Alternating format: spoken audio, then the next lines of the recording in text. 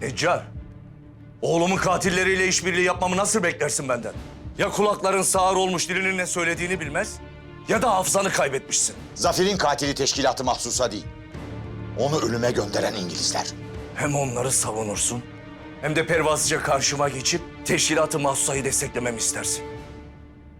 Madem onların dostusun, öyleyse benim düşmanımsın. Seni öldüreceğim.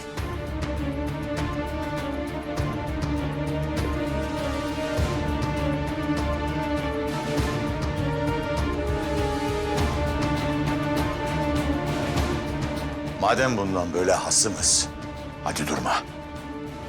Çek tetiği.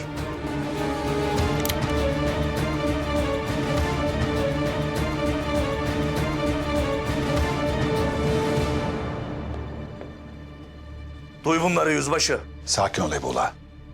Şerif Necar'ın söylediklerini duydum. İndir silahını.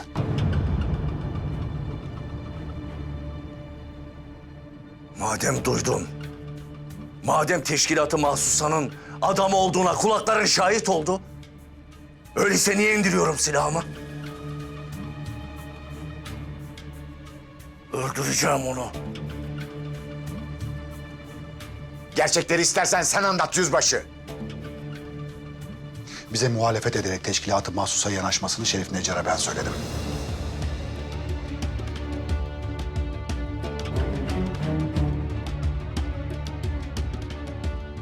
Böylece ortaya çıkartamadığımız Üsküplü ve çetesi Şerif Necar'a yanaşacaklar ve ortaya çıkacaklardı. Bunu neden bana söylemediniz? Şimdi olduğu gibi. Senin bile İngilizlere düşman olduğuma inanman gerekiyordu ki Üsküplü ve çetesi de inansın. Şerif Necar bu sırrı senden saklayamayacağını söyledi ama ben aramızda sır olmasını istedim. Çünkü oğlunun katili Türkleri ancak böyle bulabiliriz. Beyler, sizin oyunlarınızla uğraşacak takatim kalmadı. Lütfen şimdi beni yalnız bırakın. Oğlumun yasını tutmak istiyorum.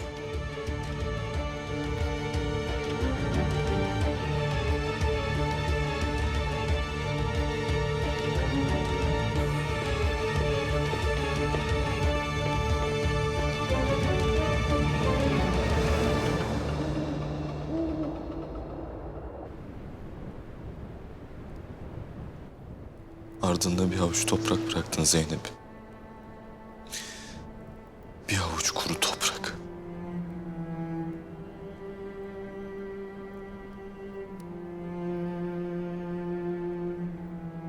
Hangi yıldız senin?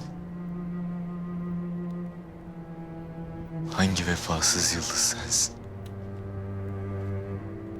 Gün ağarınca çekip gidecek. O da bırakacak beni.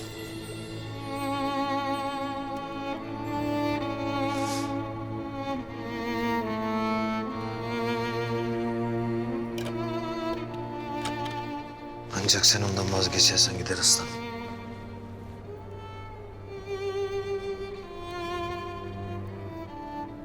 Benim kolum kanadım kırıldı kumandan.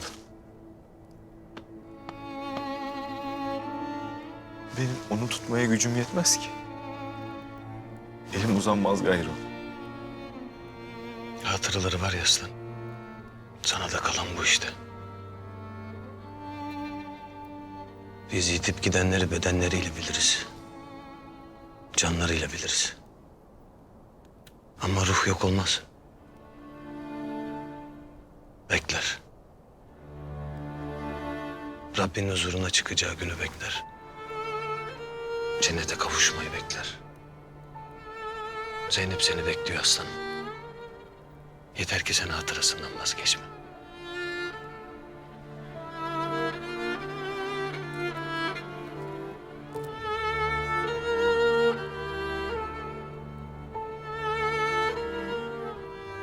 Bir hayaldi bizimki kumandan. Bir hayale aldandık. Harbin ortasında çiçek biter mi hiç? Biter. Çiçek de biter. Ağaç da büyür. Siz bu çöllere sevdanızı ektiniz. Nesiller gelir geçer. Çağlar akıp gider. Ama sizin sevdanız bu topraklarda kalacak. Zeynep bu toprakların yetiştirdiği bir vatan evladıydı. Onunla gurur duy aslanım.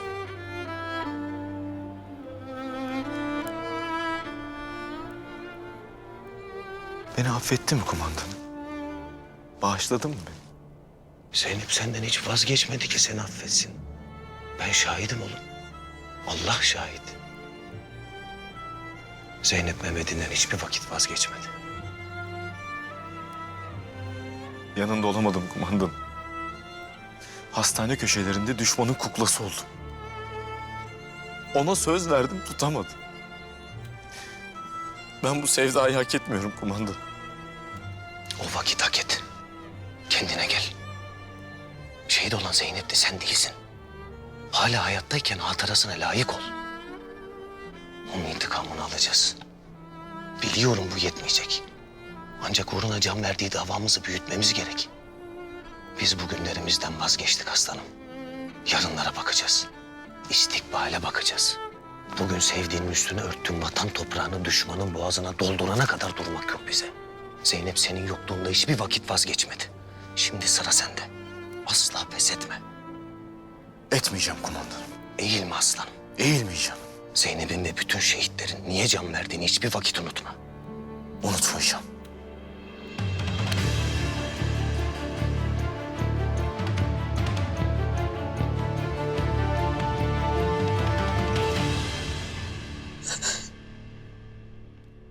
Zeynep'im.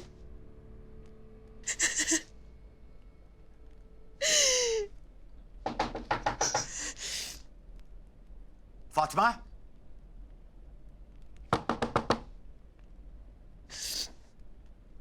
Gel baba.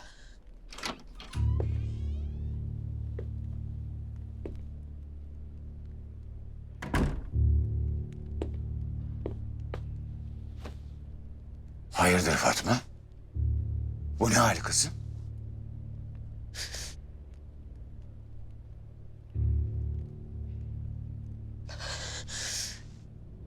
Zeynep öldü.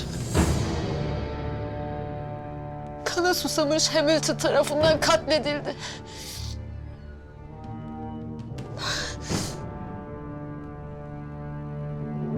Ne diyorsun sen Fatma? Ne zaman oldu bu? Hamilton Zeynep'in kim olduğunu öğrenmeden önce ona aşıkmış. O yüzden Alisa'nın Zeynep'e karşı olan şüphelerine hiçbir zaman inanmamış. Zeynep'i hep korumuş. Sonra Zeynep'in Mehmet olan bağını çözüp teşkilatçı kimliğini de öğrenince iyice çıldırmış.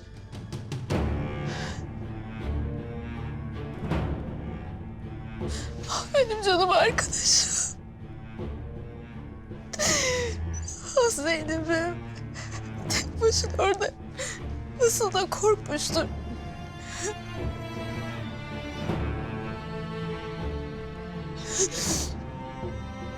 Aman Allah'ım. Şimdi her şey daha da kötüleşecek. Daha ne kadar kötü olabilir baba? Zeynep öldü. Zeynep'e yeğenim diyerek sahip çıktım ben. Ama onun teşkilatı mahsusadan olduğu ortaya çıktı. Ve şimdi sıra bize de gelecektir. Zeynep'im.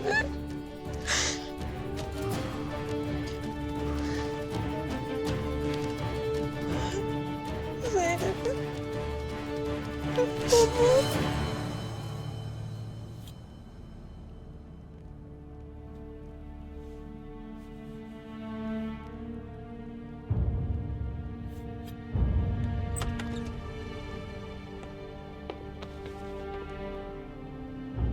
Teğmen Alfred söyledi. Zeynep'ten kurtulmuşsunuz. Başından beri istediğiniz bu değil miydi doktor? Evet, tabii ki öyleydi. Sadece Sadece ne? Zeynep'i defalarca hançerleyen kişi ben olmak isterdim. Hayatta istediğimiz her şey aynı anda olmuyor Doktor Alisa. Elimizdekilerle yetinmemiz lazım. Siz yetinecek misiniz yoksa? Hayır.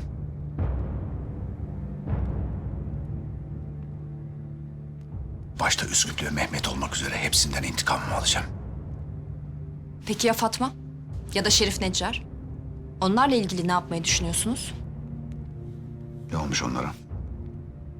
Şerif Neccar yeğenim diyerek Zeynep'e sahip çıktı. Fatma ile Zeynep her yerde beraberlerdi. Zeynep teşkilatçıysa onlardan da şüphelenmeniz, içeri atıp sorgulatmanız gerekmiyor mu? Onlara dokunulmayacak. Yüzbaşı, başta Zeynep'i de korudunuz. Ama sonra anlaşıldı ki... Doktor Alisa!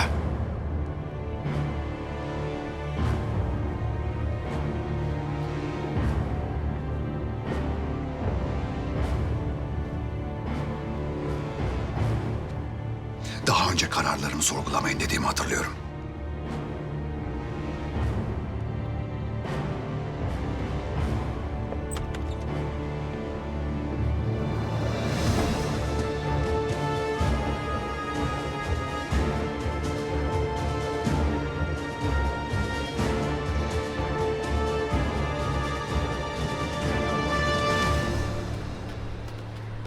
Yakalanmadan kurtulduğuna göre vazifeyi tamamladın demektir. Anlat bakalım. İngiliz kışlasında bulunduğun süreçte gerekli keşifleri ve malumatı edinebildin mi? Evet kumandanım. Bütün kışlayı gezip her şeyi öğrendim. Güzel. Şehirde ahval nedir? Ali kumandanın erzak ambarını patlatmasıyla açlık baş göstermeye başladı. Her şey istediğimiz gibi gidiyor. Dışarıdan erzak ve destek almalarına engel olmaya devam edeceğiz. Sinirlerini yıpratıp dirençlerini kırmış olacağız. Halkın da tepkisiyle teslim olmaları an meselesi. Mehmet'in durumu nedir? Memnun mu yeni yerinde? Evet kumandanım. Ancak Yüzbaşı Hamilton karısı Zeynep'i şehit etti.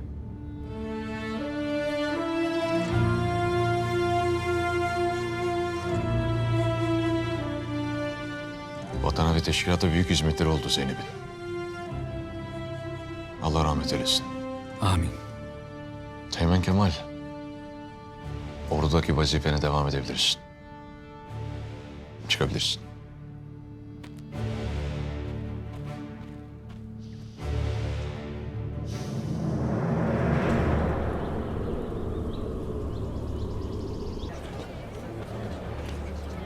Türklerin erzak ambarımızı patlatmasıyla bütün planlarımız bozuldu efendim.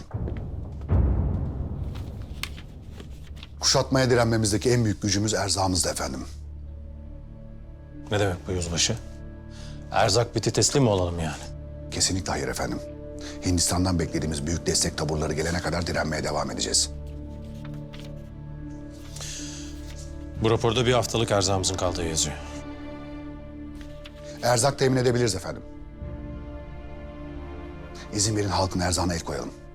Böylece halkın arasında ve ordunun arasında yaşanabilecek açlığın da önünde geçmiş oluruz. Böyle bir şey yaparsak halkın tepkisini üzerimize çekip Türklerin istediğini yapmış oluruz yüzbaşı. Kendi elimizle kendimizi vurmuş oluruz yani. Halkı birbirine düşürürsek efendim kimsenin ekmeğin suyu düşünecek durumu kalmaz. Birbirine düşürmek mi?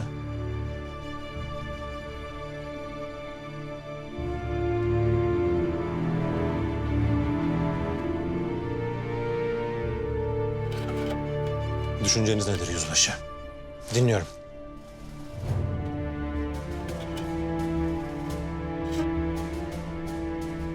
Efendim, Osmanlı Devleti'nin farklı milletleri asırlar boyunca bir arada tutmasındaki en büyük sırrı kimsenin ırkına, mezhebine, dinine karışmadan bütünleştirici olmasından kaynaklanıyor. Bir kıvılcımla Müslümanların bütünlüğünü bozup ortalığı yangın yerine çevirelim diyorsun ya. Evet efendim. Osmanlı onları İslam çatısı altına toplayarak bizimle savaşıyor. Eğer mezhepçilik ateşini yakarsak onları birbirine düşürebiliriz.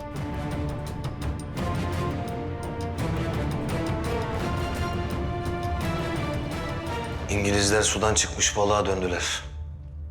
Artık sonları yakındır. Onca mazlum ahu yerde kalacak değil ya. Allah'ın vaadi gerçekleşiyor. Zafer biz inananların olacak inşallah. İnşallah. İnşallah. Biz köylanlarla dört nalı yarınlara koştururken sonu yaklaşan düşman iyice saldırganlaşacak. Merak etmeyin kumandanım. Gözümüzü kulağımızı dört açacağız. Daha fazla teyakkuzda olacağız. Daha temkinli olacağız. Düşmana fırsat vermeyeceğiz. Dikkatli olmasına dikkatli olacağız da Yakup da şehadet erdi. Yakup'un şehadete ermesiyle teyakkuzda olmamızın ne ilgisi var Sait? İngilizlerden o getiriyor diye bilgi bize. Ondan bilgi alıyorduk önceden. Şimdi kim yapacak bu vazifeyi diyorum. Doğru dedin. Orada neyin dönüp bittiğini bilmezsek alacağımız tedbirlerin hiçbir manası yok. Yakup'un yerine birini koymamız lazım ama şüphelenirler. Merak etmeyin siz. O kişi vazifesine başladı bile.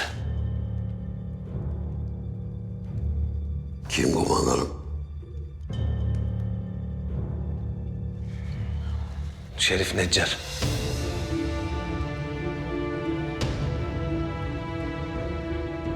O artık bizim gören gözümüz, işiten kulağımız olacak. Neccar bunu yapabilecek mi kumandanım? Ondan konuştuğunuzu ve bize yardım edeceğini söylediniz ama ona güvenebilecek miyiz? Neccar bunu nefsine yediremeyip gurur yapsa da aklı da yüreği de bizden taraf. Gayrı bizden biri o.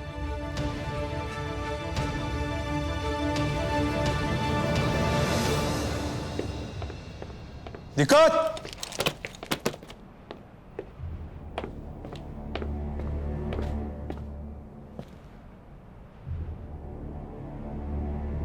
Hepimiz evlerimizden uzakta bambaşka bir coğrafyada bizden sonra gelecek nesiller için savaşıyoruz.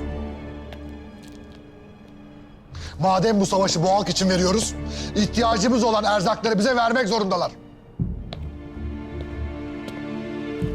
Bu uğurda her hane halkı erzaklarının 2/3'ünü İngiliz ordusuna vermek zorunda. Halk erzak toplayacağımızı biliyor. Vermek istemeyenlerden zorla alınacak. Görev kağıtlarınız. Hepiniz görevlerinizin başına. Kimseye merhamet edilmeyecek. Emredersiniz komutanım. Sağa, sola, dön! Görevlerinizin başına marş!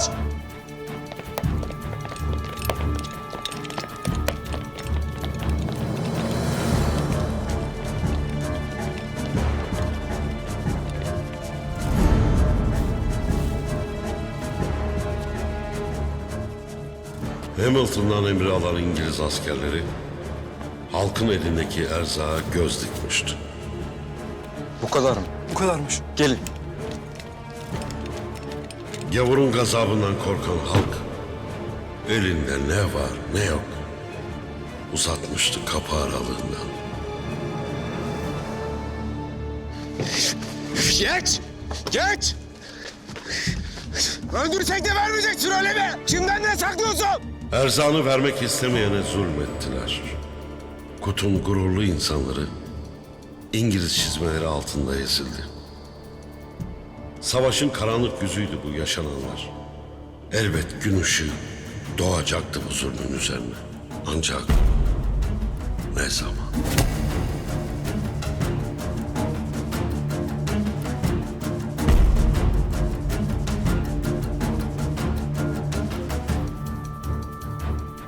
Erzağı elinden alınan halk için bir umut daha vardı.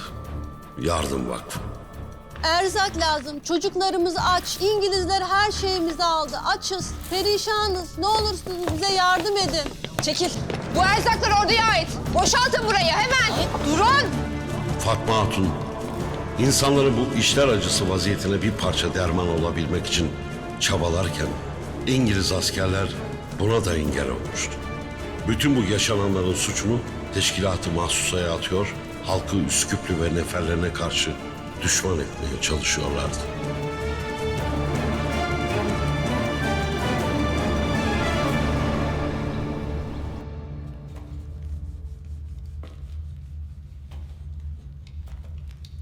Halktan erzak toplarken yaptıkları bu zulüm, düştükleri telaşı gösterir. Aklıma bunu yapacakları gelmişti. Ama burnuma başka kokular geliyor.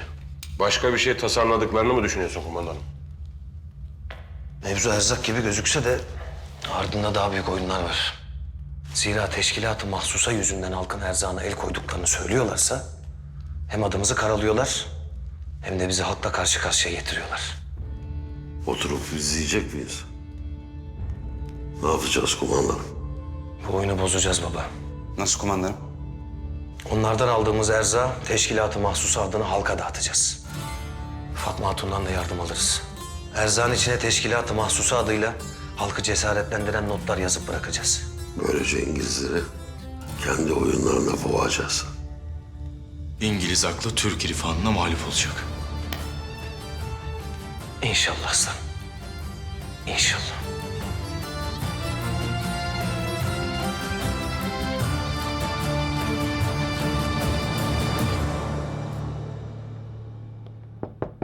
Gel.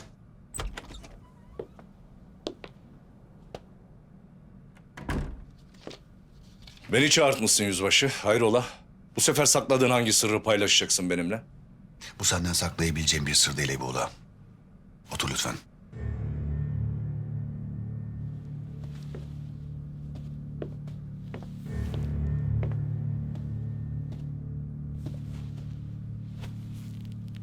Dostumu bile bile ölüme göndermeye gönlüm razı olmaz. Anlamadım. Ne demek istiyorsun? Kim öldürecekmiş beni? Seni teşkilatın mahsusadan başka öldürmek isteyen kim olabilir? Ama bu sefer bunu kendileri yapmayacaklar. Şehirdeki Sünnilere yaptırmayı planlıyorlar. Anlamıyorum. Benim Sünnilerle bir derdim yok. Şimdiye kadar da böyle bir şey olmadı. Neden böyle bir şey yapmak istesinler ki? Türk ordusunun içindeki casusundan istihbarat geldi. Şehirde Sünni ve Şiiler arasında çıkacak yangından biz de etkileneceğiz. Albay Halil bu ateşi yakarak bu kargaşadan faydalanmayı planlıyor. Burada yaşayan Sünnilerin arasında böyle bir konuşma geçtiğini işitmedim. Neden böyle bir şey yapmak istesinler? O zaman işitmediğim başka şeyler daha söyleyeyim sana Eyüboğlu. Teşkilatçılar şehirde yaygara çıkartarak senin Sünnilere kötü davrandığını söylüyorlar. Seni kaymakamlıktan indirerek Şiilerin evlerine baskın yapıp katliam yapmayı planlıyorlar. İlk hedefleri İmam Hüseyin. Onu bu gece öldürüp kıyma başlayacaklar.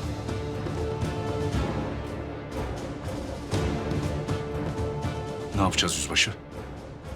Hemen gidip Şii liderlerle buluş. Her şey hazırlıklı olsunlar. İmam Hüseyin'i uyar. Merak etme. Bu işi birlikte halledeceğiz.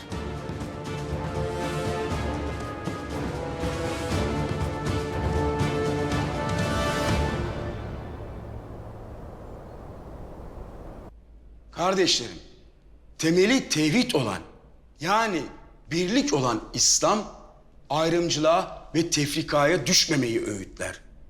Peygamber Efendimiz, üstünlüğün sadece takvada olduğunu söyler. Dinimizin bu emrini dinleyeceğimiz yerde, İngilizlerin fısıltılarına kulak veriyoruz. İngilizler, kavmiyetçilik ve mezhepçilik zehriyle bizi birbirimize kırdırabilir. Kavmiyetçilik, mezhepçilik, Şii ve Sünni kavgasına tutuşursanız bu topraklar yeniden bir Kerbela yaşayacak. Kim ki bu ayrımcılığı yaparsa Müslümanların düşmanıdır.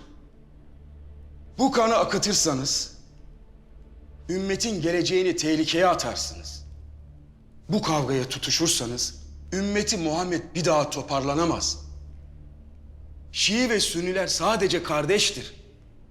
İngilizlerin tuzağına düşmeyin. Biz Şiileri kardeş bildik. Ama belli ki onlar bizi düşman bellemişler. Konuşulanları duymadınız mı İmam Efendi? Bizi katledeceklermiş.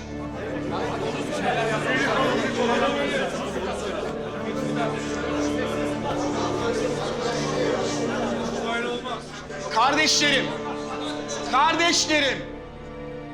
Söylenenler iftiradan ibaret. Eskiden olduğu gibi şimdi de Şii ve Sünniler kardeştir. Ama böyle davranırsanız bir kavga çıkartırsınız. Peki ya kaymakamın Şiilere verdiği imtiyazlara ne diyeceksiniz? Biz Sünniler burada açlıkla boğuşurken onların daha fazla erzak aldığını neden saklıyorsunuz? Böyle bir adalet... Adam doğru söylüyor. Şiiler bizden daha fazla alıyor.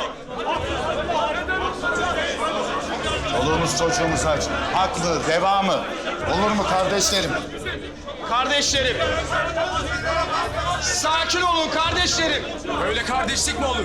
Adalet mi bu? Bizden yokluk çekerken nasıl fazla erzak verirler? Haksızlık bu.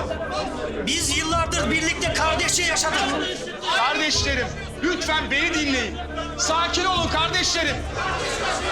Sakin olun kardeşlerim. Sakin olun kardeşlerim. Kardeşlerim, Olmaz beni böyle bir şey. dinleyin. Sakin olun. Kardeşlerim, sakin olun. Beni dinleyin. Kardeşlerim. Ben evladımın yasını tutamadan aldığım habere bakın. Ey Kut ahalisinin büyükleri. Türlü fitnelerle bugüne kadar bizi birbirimize kırdıran Osmanlı, şimdi de mezhepçiliği kullanarak aramıza girmeye çalışıyor. Bu nasıl iştir kaymakam bey? Sünnilerle ne derdimiz olur bizim? Bizim onlarla değil, onların bizlerle derdi var İmam Hüseyin. Sünniler, Şii bir kaymakam olduğum için bugüne kadar diş bilemişler. Aldığım haberlere göre de şehirde çıkan kıtlığı bahane ederek hadlerini aşmışlar. Bizleri erzaklarını tüketen birer fare gibi görüyorlar. Harbin karanlığına sığınıp bugüne kadar besledikleri kini kusacaklar. Hadlerine mi bu? Bunca vakit biz baktık onlara. Ne kötülüğümüzü gördüler. Efendiler, durun hele. Kaymakam beyin söylediğini tas tamam anlayalım önce. Kim verdi bu haberi Ebu'la? Ne o İmam Hüseyin? Bana itimadın yok mu? Olmaz mı? Var. Ama bu dediğin kıyım olur. İmam Hüseyin doğru söyler Ebu'la. Aslı var mıdır, yok mudur? Önce bir soruşturalım. Neccar, ben soruşturmayla vakit kaybedemem. Sünniler saldıracak diyorum. Evvela bu gece İmam Hüseyin'i katledecekler. Sonra sırayla tüm Şii ailelerin evlerine baskın verip yakıp yıkacaklar. Nasıl yapacaklar bunu Ebu'la? Ne silahları var, ne de buna cesaret edecek adamları. Elbette ki Teşkilat-ı Mahsusa'nın bir oyunu bu. Baştan beri onlara karşı olduğumuz için böyle intikam alacaklar. Bir avuç korkak Sünnileri kendilerine nefer edinmişler. Onlara silah vermişler. Ne yapacağız peki? Elimiz kolumuz bağlı oturacak mıyız? Elbette hayır. Onlar bizi katletmeden biz onları öldüreceğiz. Gaybi yalnız Allah bilir. Sakin olup durumdan emin olmalıyız. Yalnız bu işin başka bir yolu olmalı. Öldüreceğimiz insanlar bizim insanlarımız. Neccar, onlar öyle düşünmüyor ama. Kan bürümüş gözlerini kan. Ya İngilizler? Onlar ne yapacak? İngilizler bizim yanımızda. Merak etmeyin. Hepsine hadlerini bildireceğiz. Hepsine.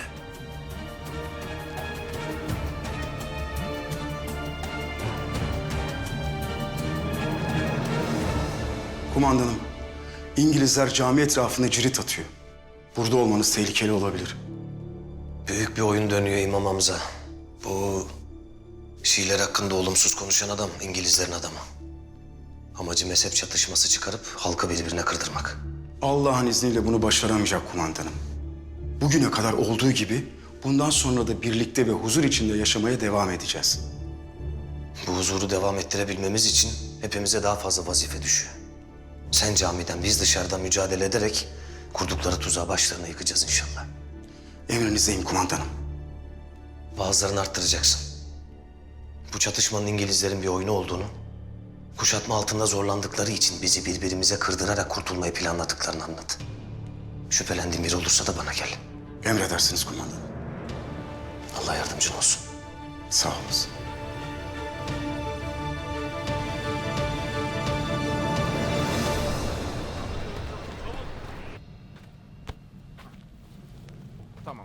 Çavuş, üniformalar büyük geliyor. Çok zayıf kalmışlar.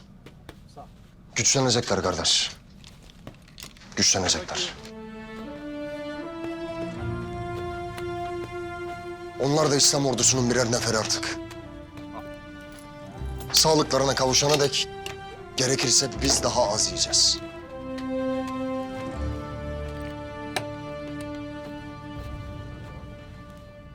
Öyle değil mi Hasan? Ha? Ne çavuş anlamadım. Oho. Hayırdır kardeş? Gemilerin de yok ki batmış olsun. Şu Mehmet aklımdan çıkmaz be çavuş. Nedir aklından çıkmayan kardeş? Onca kardeşimiz şehit oldu. Tel makasları, Arapların baskını. Bunlar aklımdan çıkmıyor çavuş. Kardeşim, bu bizim de içimizi acıtmaz mı sanırsın? Ancak Mehmet kardeşimiz kendine geldi. Kendimdeyim deyip kandırmadı mı bizi çavuş? Hasan, bak bundan sonraki şüpheler bize faydadan çok zarar getirir. Ali kumandan, Halil albay meseleyi halletmiştir. Bize emirlere itaat etmek düşer. Bak bana bak. Eğer bir şeyler ters giderse onu kendi ellerimle öldürürüm. Emin ol kardeş. Eyvallah çavuş. Eyvallah. Çavuş, yardıma geldim. Hallettin mi işleri kardeş? Hallettim. Halil kumandanın yanına haberciler geldi. Hayırdır? Ne haber getirdiler ki acaba? Vallahi bilmiyorum kardeş. Hayırlı bir haberdir inşallah. İnşallah. Haydi.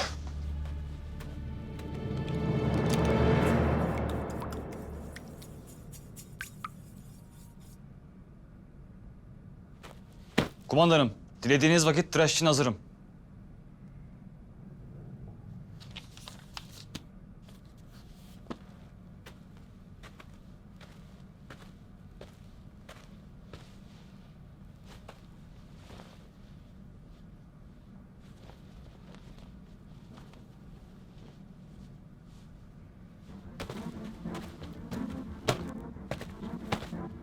Kumandanım, size mühim haberlerimiz var. Hayır olsun beyler. Şükürler olsun kumandanım. Çanakkale'de ordumuz destan yazdı. İngiliz-Fransız müttefik askerleri 8,5 ay boyunca kahraman neferlerimiz karşısında perişan oldu. İngilizler Çanakkale'de bulunan tüm askerlerini gemilerine alarak kaçmış. Çanakkale geçiremedi kumandanım. Allah'ım şükürler olsun. Şükürler olsun ya Rabbi. Ne vakit? Ne vakit oldu bu? Telgraf bugün geldi kumandanım. Düşman Çanakkale'yi dün tahliye etmiş. İngilizler, Anafartalar ve Arıburnu'ndan sonra dün de Seddülbayır cephesindeki bütün askerlerini geri çekmiş. Çok şükür. Çanakkale'de zafer bizimdir. Nihayet vatanımızın üstündeki kara bulutlar dağılıyor. Şükürler olsun.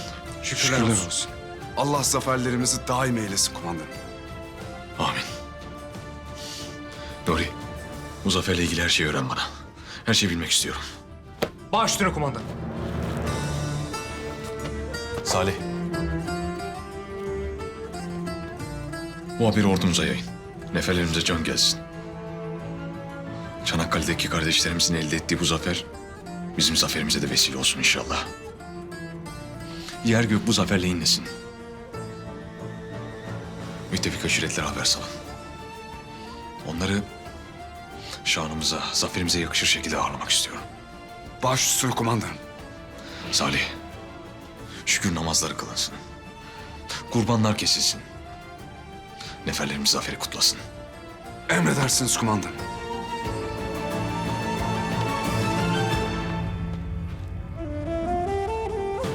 Aslanım, sen de git şükür namazını kıl. Sonra gelip bayram tıraşımı yaparsın. Emredersiniz kumandanım.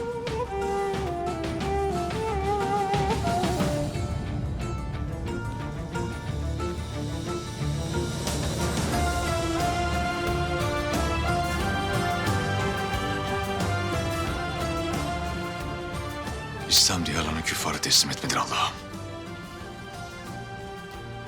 Gayretimizi zaferinle şereflendirdin. Şükürler olsun ya Rabbi.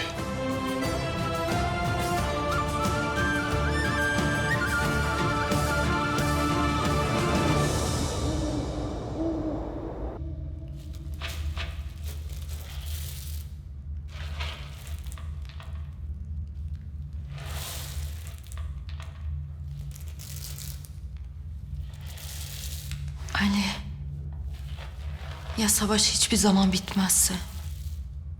Ya hayal ettiğimiz dünyaya hiçbir zaman kavuşamazsak? Ya her şey böyle paramparça ve yarım kalırsa? Kavuşmadık mı zaten Fatma? Aynı hayalde, aynı ülküde, aynı cephede kavuşmadık mı?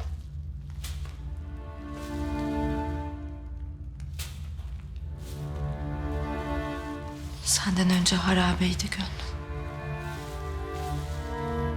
Çok korkuyorum Ali. Neden korkuyorsun? Sana bir şey olursa kendimi kaybetmekten korkuyorum. Mehmet gibi böyle dimdik ayakta duramamaktan korkuyorum. Sen bir de Mehmet'e sor. Ruhu baştan aşağı yara içinde.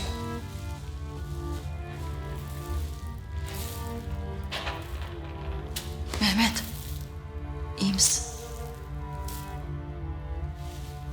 İyiyim. İyi olmaktan başka şansım mı var?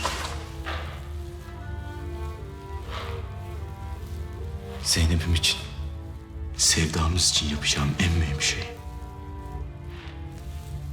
İngilizlere verebildiğim kadar zarar vermek. Belki o zaman mutlu olurum. Bu dünyada kavuşamadık. Olsun. Ama elbet bir gün kavuşacağız.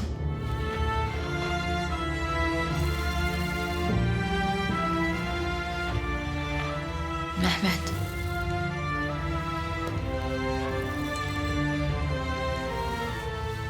Zeynep seninle gurur duyardı. Hem de çok.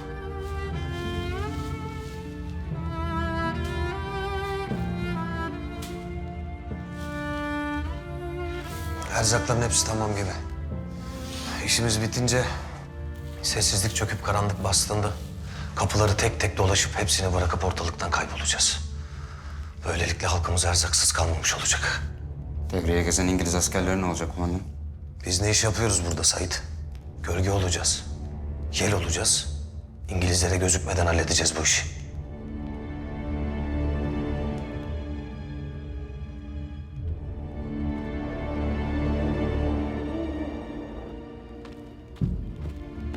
Ali kumandanın ilk hedefi acil yaraları sarmak olmuştu. Ellerindeki erzağı gizlice ihtiyaç sahiplerine ulaştırdılar. Ve garibanın duasına nail oldular.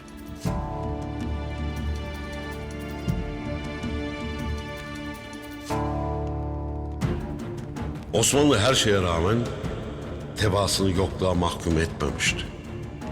Ali kumandan ve neferleri mazlumların koruyucusu olmaya devam ediyordu.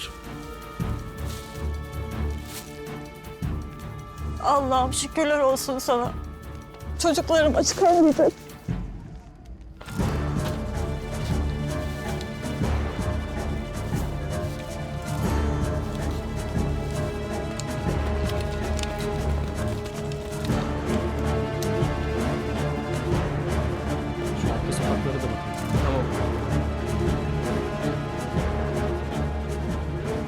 İngiliz'in zulmünü birlik ve beraberlik yenecekti. Yol meşakkatli ancak sonu hayırdı.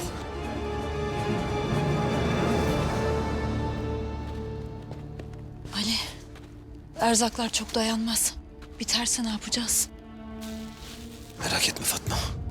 Kuşatma o kadar uzun sürmeyecek.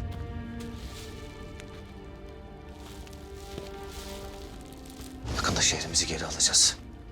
O vakit bütün sıkıntılarımızdan kurtulacağız inşallah. İnşallah o günleri göreceğiz.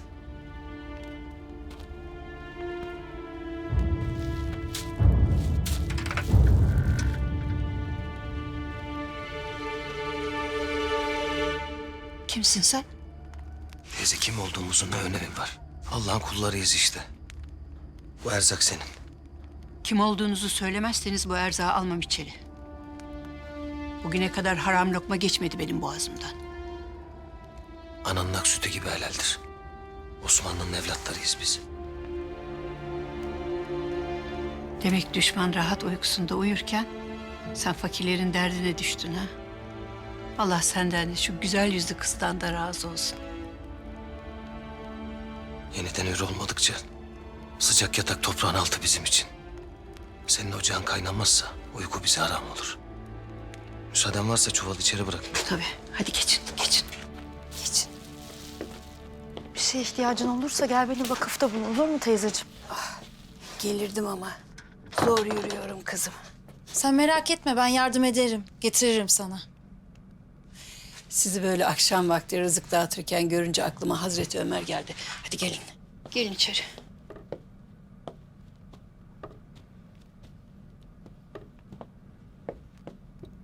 Gelin gelin.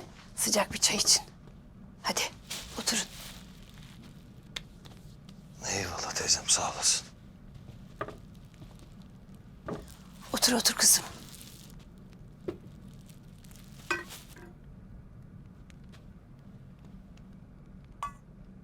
Yardım edeyim. Sağ ol kızım. Eyvallah. Sağ ol. Al bakalım. Torun mu? Evet. Allah başlasın. Sağ ol evladım. Ay. Hazreti Ömer de geceleri Mekke sokaklarında dolaşırmış. Halkımdan herhangi birisi dertten tasadan uykusuz kalıyor mu diye. Her evin kapısının önüne tek tek gider, kulağını kapıya dayar içeriği dinlermiş.